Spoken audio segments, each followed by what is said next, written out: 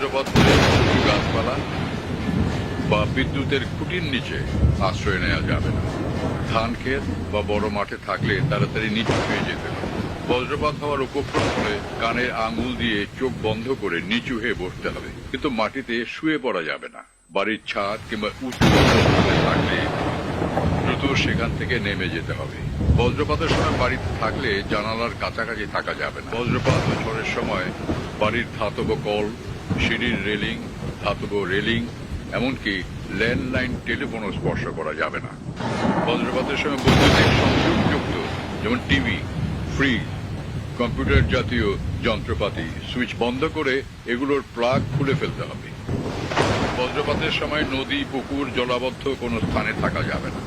কয়েকজন মিলে খোলা কোনো স্থানে থাকাকালীন সময় বজ্রপাত শুরু হলে প্রত্যেককে 50 থেকে 100 ফুট দূরে সরে যেতে হবে।